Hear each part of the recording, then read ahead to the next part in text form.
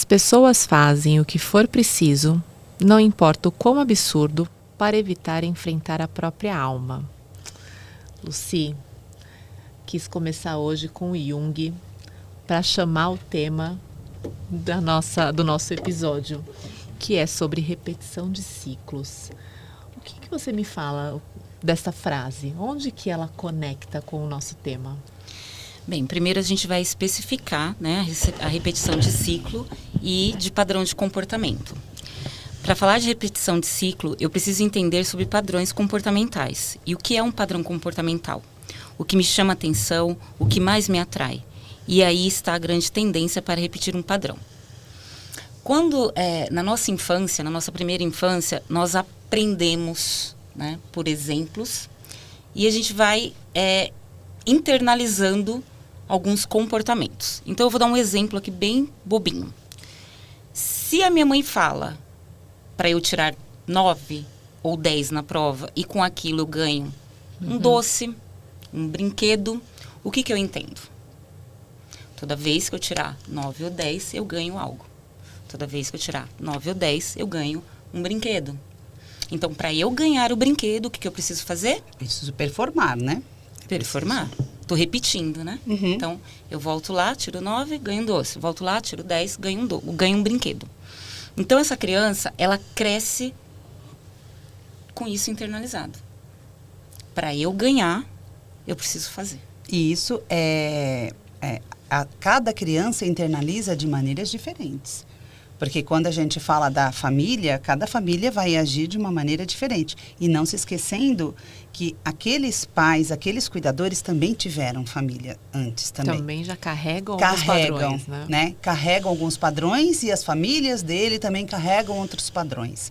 Então, a gente precisa se atentar a isso, né? Quando a gente fala dos padrões, a gente não está falando de uma coisa fixa, gente. Porque a gente está falando que cada um vai internalizar de uma maneira diferente. É importante esses padrões comportamentais. Até porque numa família onde tem duas crianças, pode ser que uma entende que precisa performar e a outra não. Sim. Bom, acho que a gente pode falar sobre um caso clínico. Será que seria clínico? Ou eu posso fazer uma autorrevelação, gente? Fica à vontade. Deixa eu até me arrumar aqui. Eu também vou até mudar a postura aqui. Eu vou fazer um recorte de uma experiência de vida minha. Então, vamos lá. Eu tenho uma irmã, que é mais velha que eu. Gente, eu vou falar uma coisa bem rápida.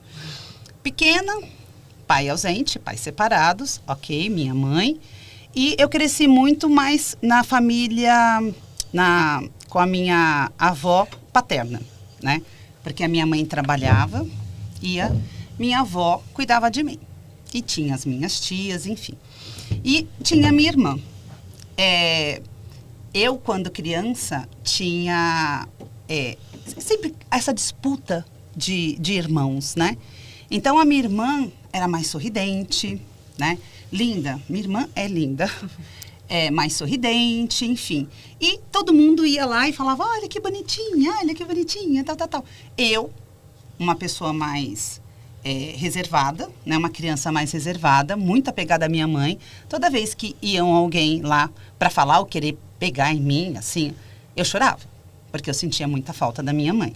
Ah, mas essa chorona, nossa, essa chora demais. É isso, é aquilo outro, né? Então, eu percebendo isso, né, que, poxa, as pessoas gostam mais da minha irmã porque ela é mais sorridente, né? Ela é isso. Aí eu comecei a observar isso. Gente, assim, eu estou olhando para mim lá atrás. Sim. Só que a gente precisa prestar atenção que isso não é claro pra gente. Eu não tinha repertório emocional e nem cognitivo. Hoje, em processo terapêutico, eu entendi, olhei para minha criança e estou falando que realmente acontecia naquele momento, mas de uma maneira mais rica de detalhes. Então, eu comecei a perceber que ela não fazia só coisas certas. Tinha algumas coisas que as outras pessoas não gostavam. Eu foquei nisso. Então, ela tinha dificuldade para comer? Adivinha? Eu comia tudo. Como a criança, cognitivamente, ela é sensível, né? Sim. eu comia tudo. Aí todo mundo, nossa, fulana não tá comendo nada, mas a Andréia tá comendo tudo, parabéns. Ai, que delícia. E assim você alcançava o seu reforço. Ou né? seja, o que a Lucy tinha falado sobre a nota, eu performava, ok? Ah, porque não sei o que lá, é observadora, porque isso, porque aquilo. Então, o que eu me lembro mais, a minha memória melhor, assim, era da comida. Porque a minha irmã sempre teve muita dificuldade para comer. E eu comia. Eu tomava remédio. Eu performava assim como se fosse e sempre tinha o olhar das outras pessoas, ou seja, dos meus cuidadores. Então, por que eu coloquei um recorte da minha história? Porque você trouxe essa questão do performar na questão da nota. Então, se a gente colocar isso nas repetições de padrões, principalmente nas relações afetivas, a gente, às vezes, pegando um recortinho, a gente tem o herói, que é a pessoa que performa, e a gente tem a vítima, que é aquela pessoa que quer ser cuidada. Certo? Eu era o herói. Até pouco tempo atrás. Então, por sempre querer agradar as pessoas, ou por entender que eu tinha essa condição, eu acabava tendo as relações onde o outro era a vítima, a pessoa que queria ser cuidada. E eu era o herói que resolvia o problema de todo mundo. Então, por que eu estou colocando isso? Porque isso aconteceu praticamente durante todas as minhas relações que eu tive. Comecei as relações na adolescência, enfim. E até casamento, separação, eu continuei a repetir esses padrões comportamentais. Ou seja, eu performava. Né? Eu performava sempre. Nossa, me machucavam, eu ia lá, não, bola pra frente, vamos lá, não, olha, a gente consegue, papapá, isso aqui. E para onde ia tudo isso? Né? Então, eu coloquei esse recorte da minha experiência, né? Eu fiz uma autorrevelação justamente para a gente entender que é na infância que a gente assimila esses padrões comportamentais. Ô, Andréia, hoje você fala com muita clareza por conta de todo o processo terapêutico que você citou aqui. Mas até você chegar nesse nível, você olhava para essas relações e falava, gente, eu sempre atraio homem com problema. Eu tenho o dedinho podre. Eu ia te perguntar, você tinha essa? Sim, ou tipo, eu não tenho sorte, essas coisas só acontecem comigo. E eu imagino o quanto que isso vinha carregado de muita dor também. Sim, muita dor. Porque assim, eu tinha o dedo podre. Aí você começa a ter um nível de desesperança. Entendeu? Você tem esse nível de desesperança. Então, como que eu fiz tudo isso? Como eu pude perceber? Foi no processo terapêutico. Então, a gente passa a maior parte da nossa vida repetindo padrões comportamentais. E esperando resultados diferentes. Isso. Tem uma frase, né? Para eu ter resultados diferentes, eu preciso fazer coisas diferentes. Fazendo sempre as mesmas coisas, eu vou ter sempre os mesmos resultados. Mas para eu poder chegar a isso, gente, é muito legal eu ler uma frase, de impacto, um livro, um post. Nossa, tem alguma coisa a ver comigo. Mas, cara, aquilo passa como... Nossa, eu preciso pagar uma conta. Aí eu vou fazer uma coisa, eu esqueço daquilo. E isso acontece quando a gente chama atenção, tipo, nossa, isso tem a ver comigo. Ai, não. Aí me chamaram, eu já acabei esquecendo. Então, eu entendo que é num processo terapêutico, onde eu estou comigo mesmo, e eu olhar para a minha infância, olhar lá para trás, que eu vou enxergar aquela criança que performava. E tipo, gente... não é na primeira sessão, não, gente. Muito trabalho. Muito trabalho. Não, e você contando sobre o herói e a vítima é a química perfeita, né? Porque Dá a um tampa é a match panela, perfeito. né? Sim, Você fala assim, nossa, eu tô aqui que eu quero cuidar e tem alguém ali querendo ser cuidado? Beleza, vamos lá. Só que tem uma coisa, o herói cansa. O herói cansa. E aí chega num momento onde acontece todas essas questões, né? E, sei lá, a gente não pode colocar isso como regra absoluta, mas a gente começa a olhar para os lados, a gente começa, né? Ter outras visões. O porquê que isso sempre acontece, né? Por que isso sempre acontece comigo nessas minhas relações? Eu gosto quando a gente fala de padrões, eu gosto quando a gente clarifica isso, Porque eles fazem parte, é por meio dos padrões que somos quem somos, Sim. né? São eles que nos constituem. E a gente precisa entender quais são esses padrões disfuncionais. Então, o que eu carreguei, o que eu absorvi de uma maneira equivocada, né? Por exemplo, você naquele momento entendeu que você precisava performar ou chamar a atenção de alguma Porque eu precisava de forma afeto. para poder ter o afeto que você queria. Mas Sim. será que em todas as suas relações de afeto você precisa disso? Quando a gente fala da primeira infância, que é onde eu me encontrava performando, a gente precisa do afeto das pessoas, dos nossos cuidadores mais É o próximos. que a gente busca. É o que a gente busca. Sim, sim.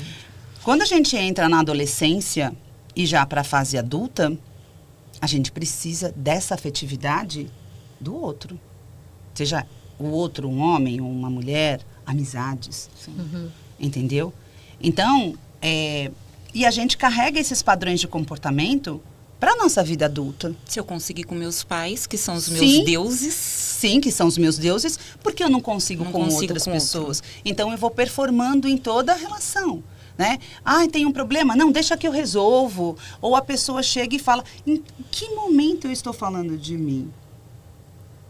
Quando eu estou olhando para mim? Então, o herói tem aquele papel de só salvar os outros.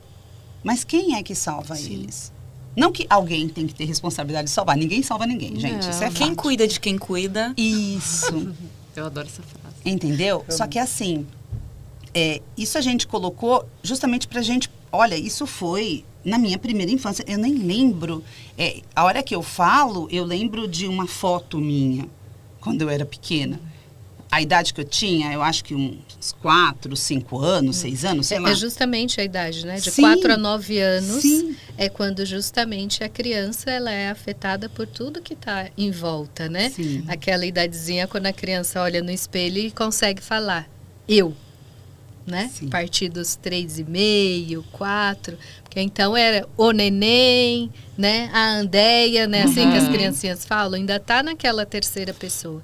Então, esse período de 4 a 9 anos, ele é realmente permeado por esse espelhamento, por esses exemplos que fazem parte, né? Então, o quão é importante o olhar ali dos cuidadores está sempre muito atento. E a Né? única Até ma- nas diferenças Sim. entre você e sua irmã. Sim. E a única maneira que a gente tem para olhar para isso é se autoconhecendo. Isso não vai ser com 4, 5 anos, gente. não. E até porque não tem uma regra, né? Enquanto pais também Sim. estão ali tentando fazer os melhores. Seus cuidadores, com certeza, não tinham intenção de deixar marcas Não, negativas. imagina. Porque Com não certeza. é isso. Não tem. E o que eu acho que é bacana da gente trazer aqui é que tem solução, né? Assim, Tem. o importante de você entender quais são seus padrões disfuncionais, o que está te atrapalhando, é que você pode buscar outras formas de agir. Quando eu falo do afeto, claro que você precisava do afeto ali dos seus cuidadores. E a sua forma de conseguir esse afeto foi performando.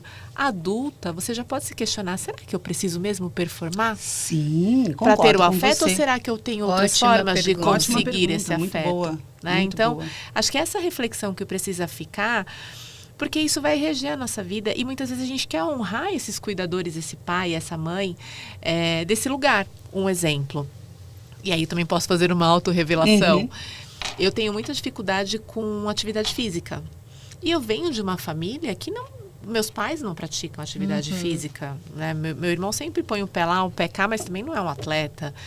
Então, eu venho com essa história e toda a nossa carga genética, né? Vem ali de meu avô que teve problema cardíaco, a minha avó que tem problema de circulação, que a gente sabe, né? Hoje eu sei, com toda a informação e expansão de consciência que eu também busco, que tem outras formas de fazer. Que é só ir lá e fazer. As pessoas falam, por que você não vai lá e faz?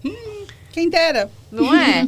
Só que é muito difícil você quebrar um padrão. Sim, muito Né? difícil. E aí fica a pergunta, quem que a gente está honrando? Né? Será que se eu for lá e quebrar o padrão e quebrar esse ciclo da minha família, eu estou me descolando dessa família, eu estou fazendo muito diferente, eu estou me destacando muito deles. Então tem uma série de coisas inconscientes que acabam fortalecendo esses padrões. E bem aquela coisa, é coisa de família Coisa de mesmo. família. Na minha família todo mundo é assim. Nossa, minha família todo mundo é Isso. cardíaco. Não vou ter outro caminho. Nossa, isso já é pesado, É né? sério, mas não é. Eu já escutei muitos, não, mas todo mundo. Ai, deixa nossa. estar, vamos deixar Aquele desse tio, jeito. né, que a gente estava falando aqui um pouquinho antes. Não, mas todo mundo aqui é assim, gente. Você acha que vai fugir muito disso? Mas Isso como cai isso reforça. para a questão afetiva? Isso vem nas relações também. Como é que eu Então, vi mas as assim, relações acontecendo, né? Mas há um nível de desesperança que, se você realmente não tiver um autoconhecimento, Grace, você fala assim, é assim mesmo. Não, você segue eu o fluxo. resigno. É, Eu você tipo segue falar, o minhas fluxo. relações são assim mesmo, são tá assim mesmo. tudo assim Tá tudo mesmo. assim mesmo. Vai então. para um outro polo oposto, então não vou mais me relacionar. Ou é isso que eu tenho. Então, é isso que eu tenho que continuar. A minha sina, o meu destino. Meu destino é assim. Entendeu? O Exato. próprio caso que a gente leu no episódio passado, o caso da Valéria. Da Valéria. Né, quando a gente fala assim, a indisponibilidade daquele marido, isso me chamou a atenção, né? Quantas vezes a gente não escuta de amigas, ou a gente está numa roda de mulheres falando assim, não, eu só arrumo cara que não tá nem aí pra... Eu só me apaixono por aquele... Não tem essa frase? Assim, a Sim. gente só se apaixona por quem não quer a gente. Isso. É ali que eu quero. Vamos É olhar. o padrão de comportamento. Vamos olhar para essa história. Por que eu só quero homens indisponíveis para mim? O que eu tô buscando ali? Porque no caso da Valéria, por exemplo, teve ali uma questão de um abandono que ela carrega na vida, que ela está carregando para as relações dela. Um marido completamente indisponível, uma figura masculina que não foi presente na vida dela e que ela tenta se agarrar a todo custo, mesmo sabendo que não traz coisas para ela que ela gostaria que trouxesse. Então, olha esses padrões se repetindo, né? Então, quando a gente fala de repetição de ciclo, é exatamente isso, até que você quebra o vínculo, né? Você fala assim, eu vou terminar essa relação, não me faz bem, mas eu vou em outra. Mas aí você tá com o mesmo Repetindo, perfilzinho, você só vai. trocou a roupa. Né? Sim. Só mudou o estilinho. E quando você falou de roupa, me veio muito aquela frase, né? Não pensava que era isso. Não, gente, eu Olha, já a André estava aqui colocou a mesma olhando. blusa Né, a André do gato. colocou isso. Não, Pelo mas amor ia de falar Deus. isso, é que a em gente deu um homenagem, toque não. aqui, ela Eu falou também de falar tô, de roupa, né, eu até por fechei favor. aqui o Eu lençol. também por tô favor, com a né? mesma. Mas quando você falou, né, troca de roupa, é uma expressão que é muito usada, né? Quando você encontra um novo parceiro. Este é o meu número. E aí parece que esse primeiro movimento do cara ser o seu número, porque como é que a gente descobre, né, Esse é gente, meu que alguém é meu perfil. número? Esse é meu perfil. Você pega a É. etiqueta, tá aqui, é esse. Meu número, Mas você não Gente, eu lembrei de uma analisa. história muito engraçada. Mi. Você não vai ver se mesmo sendo o número da sua blusa, Será que se se você essa pegar o blusa melhor, ela vai te favorecer na cor. Se essa cor Será te que deixa essa, bonita, essa né? cor te deixa bonita, mesmo sendo o meu número? Será que ele vai ser um tecido que vai me proteger da chuva, que o lugar que eu moro é chuvoso? Será que esse tecido vai esquentar muito ou é frio? Então é não o basta. autoquestionamento. É o autoquestionamento. Não basta só, gente. Quando vem essa expressão, esse é o meu número, é para acender a luzinha da Sim. repetição de ciclo. Mas E isso se é tão- autoquestionar, gente, se autoquestionar. Será? Né? Você precisa se autoquestionar, porque você não vai perceber a repetição de padrões se você não se questionar. Era isso que eu ia dizer, porque assim, me lembrou uma história muito engraçada de uma amiga que ela terminou com o namorado num término bem trágico. E a gente estava numa festa, entrou um cara e ela olhou e falou assim, olha que gato. Nossa, eu tava de costa, quando eu olhei, eu vi o ex dela. Era o, mas assim, o Nossa, cabelo igual. fisicamente mesmo. Fisicamente o mesmo. Aí eu falei... E eu, particularmente, achava o ex dela horrível. E aí eu olhei e falei, ele é horrível. Acontece. Aí ela fez assim, não, mas imagina, não sei o que, ele é isso, ele é aquilo. Eu falei, meu, ele é a cara do teu ex. E ela ficou super brava comigo. E aí eu vi que ela estava muito míope, ela não estava vendo o ex ali. Mas sabe quando você olha de relance, era o ex inteirinho. E eu falei, gente, por isso que assim, quando você fala assim, precisa se auto-questionar, não é automático. Porque você, de fato, tá com os padrões ali no inconsciente que tá... Meu, é pra mim aquilo ali, é o jeito que eu gosto, é o cabelinho que eu gosto, é o estilo que eu gosto. E quando você escolhe uma pessoa baseada nas suas relações parentais, isso acontece muito, gente. Muito. O pai, a mãe. Então, eu acredito que assim, essa pauta sobre repetição de ciclos, de padrões, é uma pauta bem extensa. O que a gente está fazendo aqui é um recortezinho. Mas é uma pauta bem extensa, porque assim, você está falando disso, do ex dela. né, da sua amiga. Nossa, eu vi o ex dela. Mas e quando uma pessoa repete isso nas relações parentais? Uhum. E aí, quando a gente fala de relações, é sempre importante a gente voltar, então, né? Porque acho que aqui nesse novo bloco que a gente está trazendo, né? Tá muito tácito hoje, tá muito claro quando as relações realmente não estão sendo positivas. A dor de cada um é palpável, gente, né? Tem dores que dói não só na alma, dói no corpo, né? Então, tem um livro que é da Verena Kest, né? Que ela é uma seguidora aí do Jung, e ela tem um livro chamado, né, Pais e Filhos, Mães e Filhas, falando, obviamente, de todo o complexo materno e paterno. Então, ela tece muito, né, para a gente chegar aqui na raiz, né, sair com esse entendimento da formação da nossa identidade. Como é que forma, então, minha identidade? Isso a todo momento a gente aqui está falando, né? Pai, mãe, ai, meu Deus, né? Não tem mais jeito, né? Então, essa formação de identidade, ela sempre percorre 3 pilares, né? Que todo ser humano tem. A primeira, a necessidade de existir. Então, quando você está ali, é você, a sua existência, a sua história. Então, depois que a gente sai da unidade, aí a gente vai para a relação. Primeiro o intra, depois o interpessoal. Que aí é você se achar o quê? Interessante. Então, a gente tem esse direito de existir. Nós somos únicos e individuais. Depois, a gente precisa também e tem essa necessidade de ser interessante para o outro. E terceiro, fazer parte de um mundo que esse mundo oferece e tem toda a necessidade que você tem. Então, eu estou hoje no mundo que eu consigo me suprir de tudo que eu preciso. Gente, aí mundo é o ambiente que a gente está. É o ambiente que nós estamos, isso. Né? Então, esses 3 pilares é o que compreende a identidade de cada um. Então, quando você se vê numa dor, fatalmente num processo psicoterapêutico que a Andreia trouxe aqui, ele vai olhar esses 3 pilares. Mas espera aí, que mundo é esse aí da amiga da Grace, né? Que ela tá vendo sempre o mesmo perfil. Que ela se interessa sempre pelo outro, que ninguém está se interessando por ela. Na fase infantil, né, da Andreia, né, ela não estava se sentindo interessada pelos outros. Então, um pai e a mãe, peraí, já que você não é tão a queridinha ali, que ganha boa nota, qual é outra habilidade que a Andreia vai, então, aprender, que eu vou apresentar para ela, para que ela também tenha esse orgulho de pertencer e não ela ter que criar e buscar isso.